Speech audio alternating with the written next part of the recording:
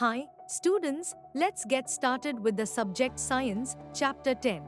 Life Processes in Plants. In grade 6, we learned that all living beings grow and need food for their growth. Also, in the previous chapter, we discussed the process through which animals obtain nutrition. We know that animals eat food to grow, but what about plants? Have you ever seen plants eating food like animals do? As animals grow, their size and weight usually increase, and their bodies undergo various changes. What changes do you notice in plants when they grow?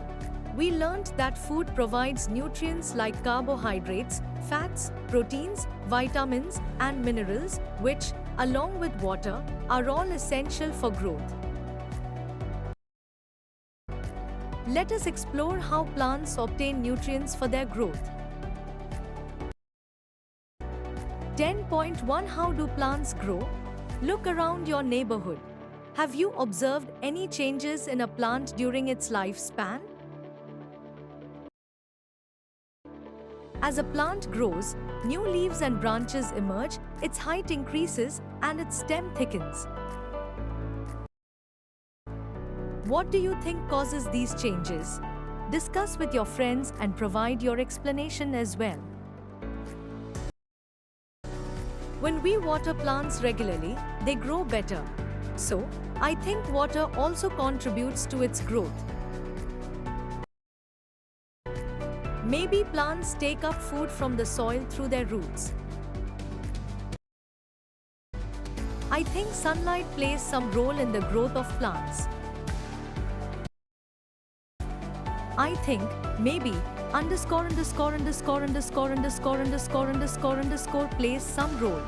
A. Pot are kept in direct sunlight with water. B. Pot be kept in direct sunlight without water. C. Pot C kept in the dark with water. Fig. 10.1 Experimental setup to understand the role of sunlight and water in plant growth. Let us perform an experiment to test some of these explanations. Activity 10.1 Let us test some explanations. Take 3 earthen pots or used bottles containers of the same size laid with garden soil. Plant saplings of similar sizes of a fast-growing plant like chili or tomato in each pot. Fig. 10.1. Label the pots A, B, and C. Count the number of leaves on each sapling and record your observations. Place pot A in direct sunlight. Keep the soil in this pot slightly moist by adding an adequate amount of water every day. Fig. 10.1a. Place pot B in direct sunlight without adding water to the soil. Fig. 10.1b. Place pot C in the dark. Keep the soil in this pot slightly moist by adding an adequate amount of water every day. Fig. 10.1c. Observe the plants for 2 weeks and record changes in their height, number of leaves, color of leaves, and any other changes that may appear. Record your observations in Table 10.1. Table 10.1 ECT of sunlight and water on plant growth. What differences did you observe between the plants in the 3 pots? Which pot has the plant with the maximum growth? Which pot has the plant with the least growth? Analyze the observations recorded in Table 10.1 and discuss them with your teacher and friends.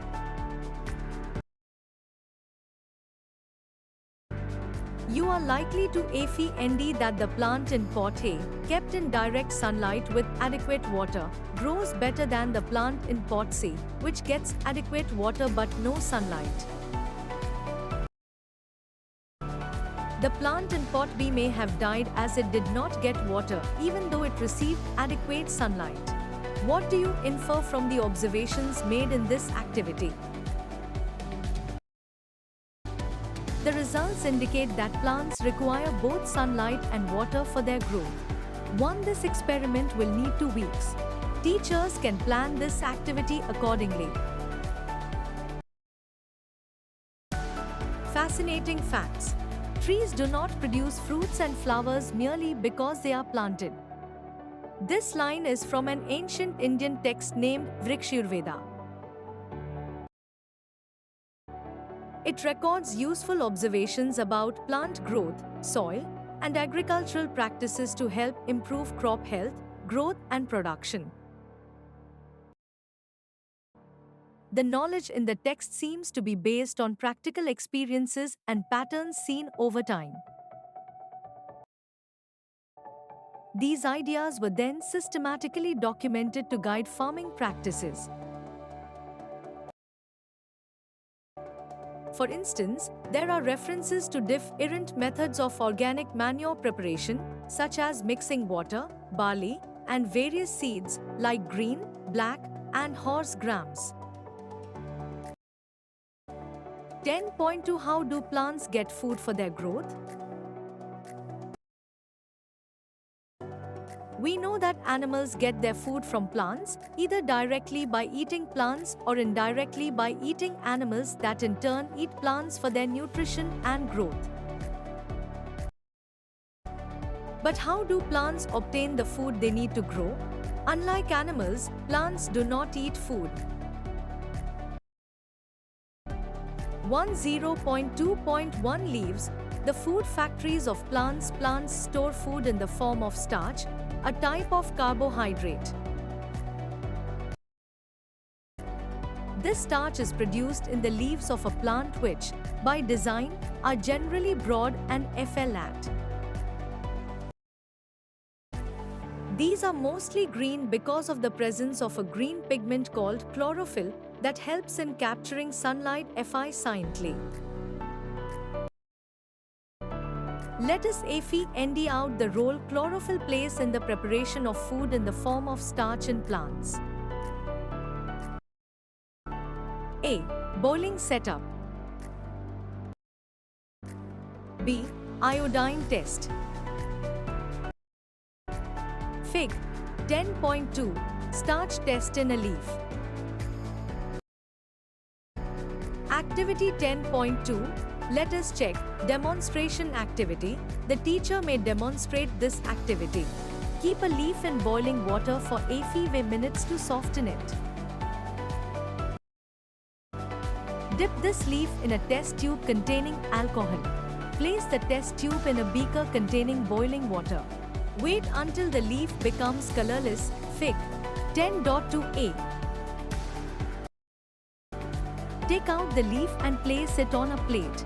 Now, put a few drops of diluted iodine solution with the help of a dropper on the decolorized leaf. Fig. 10.2b. Wait for a few minutes and observe. If the color of the leaf changes to blue-black, it indicates the presence of starch. Caution: alcohol should never be placed near a heat source directly, as it is highly flammable and can easily lead to fire and burns. Did you wonder why we decolorize the leaf in the beginning of this activity?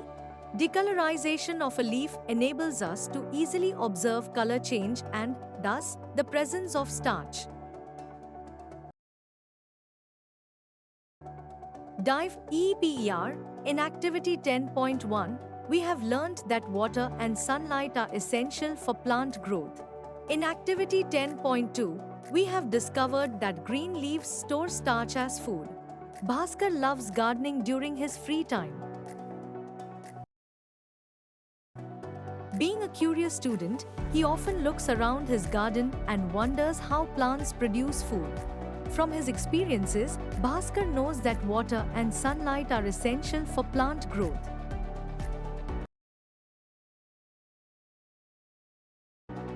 But he wonders if sunlight contributes to the production of food in the form of starch in plants.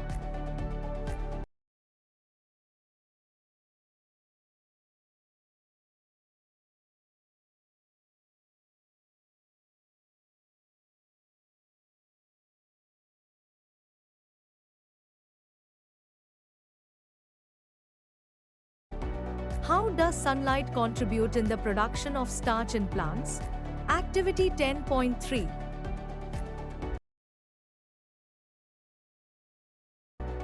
Let us check. Bhaskar took a leaf having both green and non-green patches from each of two similar potted plants, one kept in sunlight and the other kept in the dark for 36 hours. He wanted to compare the leaves before and after the starch test.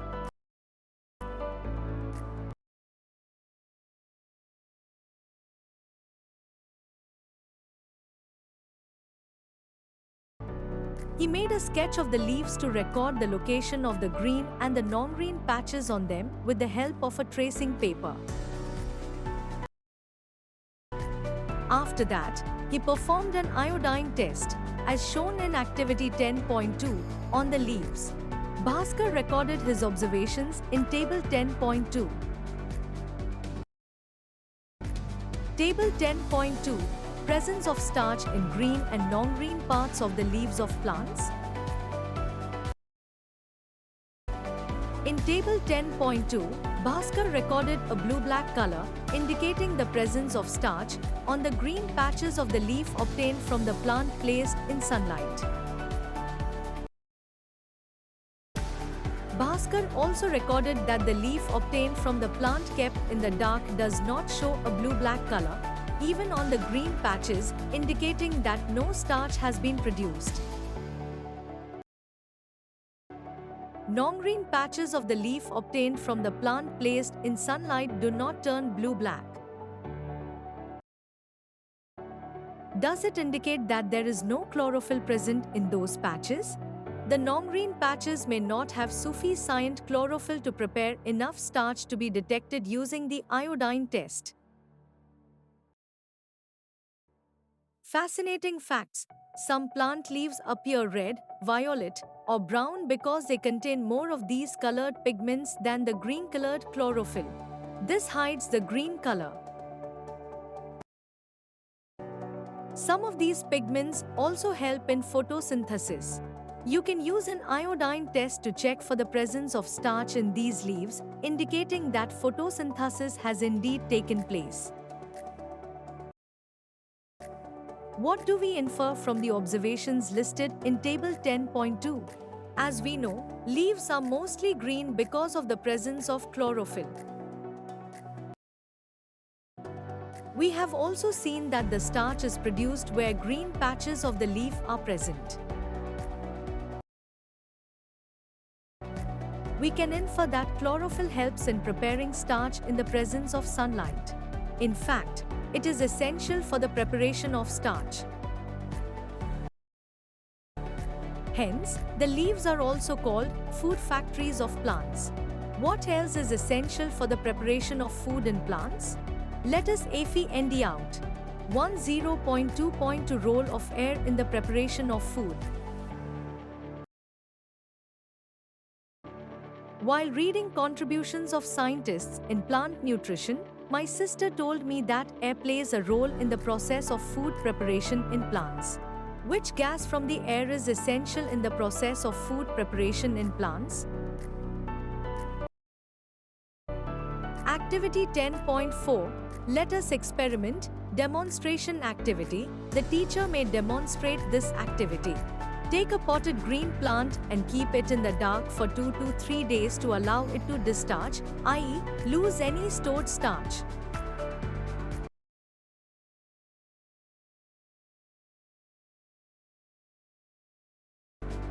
Then, locate one leaf of this plant for this experiment. Take a wide-mouthed bottle and pour some caustic soda, sodium hydroxide, into it. Caustic soda absorbs carbon dioxide from the air. Caution: caustic soda is a strong chemical that can cause skin burns. Only teachers should handle it. Insert half of the discharged leaf into the bottle through a split cork, leaving the other half of the leaf outside, and place the bottle as shown in Fig. 10.3a. A. The setup.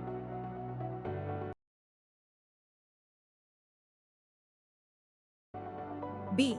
Iodine test on the leaf. Fig. 10.3. Testing the role of chlorophyll and air. Place the setup in sunlight for a few hours. Observe and record the availability of water, sunlight, chlorophyll, and carbon dioxide in Table 10.3. Remove the leaf and test it for starch using the iodine test, as was done in Activity 10.2. Record your observations in Table 10.3.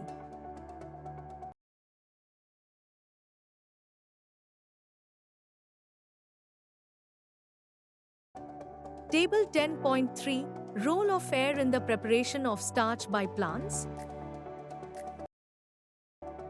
We notice that the part of the leaf that was outside the bottle turns blue-black, indicating the presence of starch.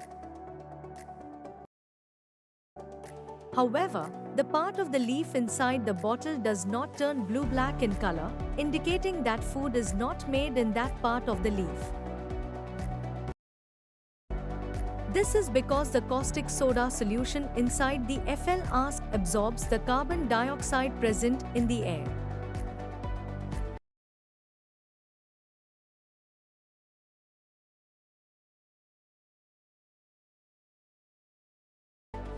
What does this experiment show? This experiment shows that carbon dioxide present in the air is essential for plants to prepare starch. Based on activities 10.3 and 10.4, what do you conclude? Which part of the plant is involved in the synthesis of starch? Based on our learnings so far, we have found that sunlight, water, chlorophyll, and carbon dioxide are essential for the synthesis of food in plants. This process by which plants prepare food in the presence of sunlight and chlorophyll is called photosynthesis. A leaf is the primary site for photosynthesis. Do other green parts of the plant also perform photosynthesis? Yes, other parts of the plants which have chlorophyll also perform photosynthesis. So far, we have learnt that plants take in carbon dioxide from the air and water and use sunlight to prepare their food by the process of photosynthesis. But have you ever thought about what more happens during this process? Do plants only take in substances from their surroundings, or do they also release something? Let us explore this through an experiment performed by Barkha Didi. Fig. 10.4. Activity showing the release of oxygen during photosynthesis. Activity 10.5. Let us look at Fig. 10.4. Compare the two setups labeled as A and B and analyze. In Fig. 10.4, setup A is placed in sunlight and setup B is placed in the dark. What difference do you observe in the two setups? Do you observe air bubbles emerging in the inverted test tube in setup A? The gas produced in this setup caused bubbles to emerge and get accumulated in the inverted test tube. Which gas is this? Oh yes, I remember. In our science lab, I have seen a similar setup placed under sunlight near a window. When sufficient gas was accumulated in the inverted test tube, Barkha Didi placed her thumb on the mouth of the test tube while taking the test tube off the setup. She then quickly inserted a lit matchstick into the tube and the matchstick produced an intense FLMA. She inferred that the gas in the test tube is rich in oxygen. It indicates that oxygen is released during the process of photosynthesis. It also indicates that photosynthesis occurs in the presence of sunlight. Based on Barkha Didi's experiment, we can conclude that oxygen is released during photosynthesis. 10.2.3 Photosynthesis. In a nutshell, we know that water, sunlight, carbon dioxide from the air, and chlorophyll are necessary to carry out the process of photosynthesis that produces carbohydrates. Fig. 10.5. During photosynthesis, food is actually produced in the form of glucose, a simple carbohydrate. This glucose not only serves as an instant source of energy but also later gets converted into starch for storage. The word equation of photosynthesis is given below. Fig. 10.5, a diagram showing photosynthesis. Sunlight, carbon dioxide plus water, glucose plus oxygen, chlorophyll. Noah scientist, many scientists across the world contributed to develop an understanding of photosynthesis. In India, Rustam Hormuzji Dastoor, 1896 to 1961, studied the process of photosynthesis. He was a plant scientist and served as the head of the botany department at the Royal Institute of Science, Bombay, now the Institute of Science, Mumbai, from 1921 to 1935. He studied effects of the amount of water and temperature on photosynthesis. He examined the importance of water, temperature, and the color of light in the process of photosynthesis. 10.2.4 How do leaves exchange gases during photosynthesis? We now know that photosynthesis requires carbon dioxide and oxygen is released in the process. Which part of the plant helps in the exchange of carbon dioxide and oxygen? Let us conduct an activity to understand where the exchange of gases takes place. Fig. 10.6. Stomata on the lower surface of a rue leaf. Activity 10.6. Let us examine demonstration activity. The teacher may demonstrate this activity. Collect a leaf from a plant such as rue, money plant, onion, hibiscus, coleus, or any grass. Put it in a beaker filled with water. Carefully peel a thin layer from the lower surface of the leaf. Place the peel in a watch glass with water. Now, take a microscope slide and carefully put a drop of water on it. Using forceps, transfer the peel of the leaf from the watch glass to the slide with the help of forceps. Put a drop of ink on the leaf peel with the help of a dropper. Cover the peel with a cover slip and observe it under a microscope. What do you observe? Do you notice tiny pores on the peel, as shown in Fig. 10.6? These pores are called stomata. Stomata, present on the surface of leaves, help in the exchange of gases. 10.3 Transport in plants. 10.3.1 Transport of water and minerals. All living beings need water to grow. Plants use water in the process of photosynthesis. Water, along with minerals present in the soil, is taken up by the roots of a plant. Minerals are important nutrients for the growth of plants. How do water and minerals taken up by the roots move to all parts of the plant? We can study water transport in plants by carrying out an activity. For this activity, we require 2 glass tumblers, some water, red ink, and twigs of 2 similar tender plants, preferably with white-colored FLOs, for example, white sadabhar, balsam, as shown in Fig. 10.7. Activity 10.7. Let us experiment. Take 2 tumblers and label them A and B. Fill 1/3 of each tumbler with water. Add a few drops of red ink to tumbler B. Obliquely cut the stems of both plants at their base while keeping them inside the water and immediately place one plant in each tumbler, as shown in Fig. 10.7a and Fig. 10.7b. Observe these plants the next day. What do you notice? Compare the plant stems placed in the tumblers. Do you observe red color in the stem, leaves, and FLOs of the plant from tumbler B? Fig. 10.7c and Fig. 10.7d show the plants after one day.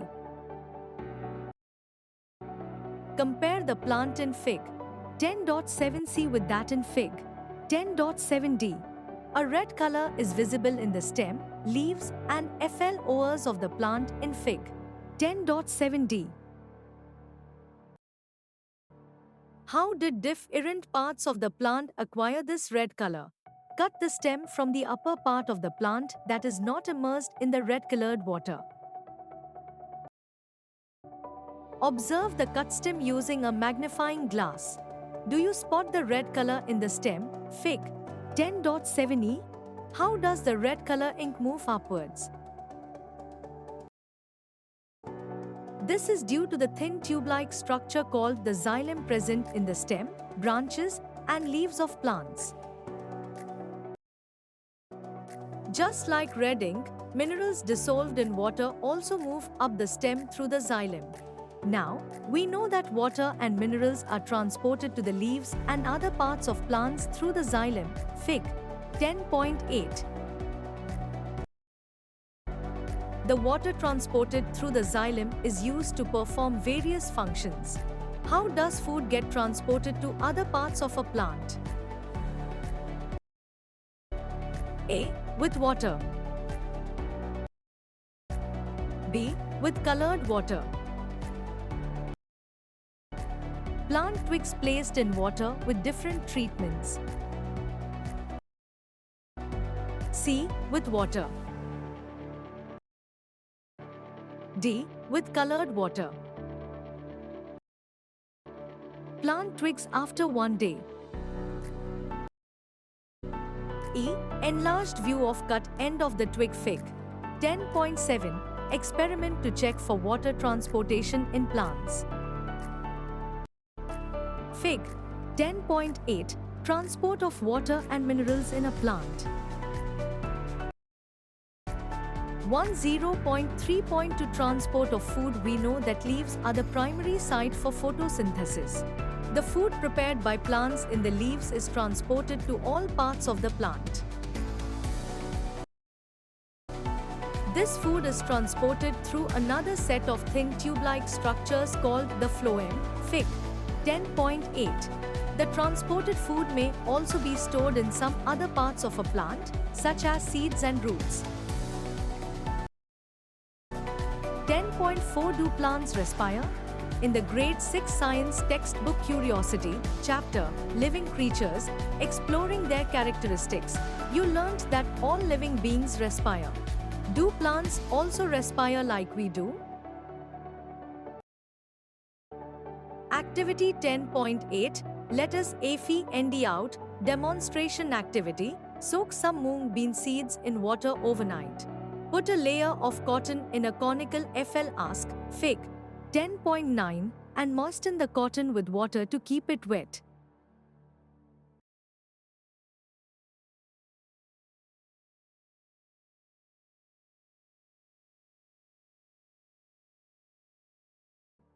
Place the soaked seeds over the wet cotton in the conical flask.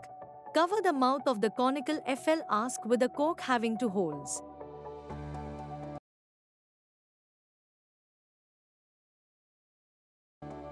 Fit two tubes A and B through the two holes on the cork, as shown in Fig. 10.9. Leave it undisturbed for 24 hours in the dark. Take two test tubes and fill them with lime water. Cover the mouth of one test tube with a cork having one hole in it. Dip one glass tube in the test tube through a hole in the cork. Connect the FL-ASK and test tube with a rubber pipe as shown in Fig. 10.9. Fig. 10.9. Set up to test respiration in plants. Compare both the test tubes for any change in color. Does the lime water turn milky in both the test tubes? Why does the lime water turn milky in the test tube connected to the FL-ASK?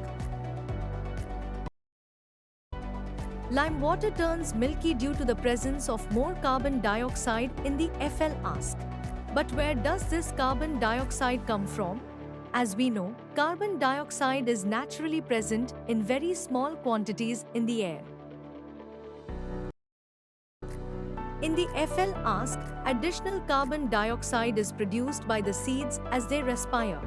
During respiration, glucose is broken down in the presence of oxygen, releasing carbon dioxide, water, and energy. The word equation for the process of respiration is as follows: glucose plus oxygen, carbon dioxide plus water plus energy. The energy produced during respiration is used by plants for their growth and development. All parts of a plant, green or non-green, carry out respiration. Thus, plants have different mechanisms for synthesizing, transporting, and utilizing food to get energy. In a nutshell, all living organisms require food that provide energy for their growth and development. Plants use carbon dioxide and water in the presence of sunlight and chlorophyll to produce glucose and oxygen.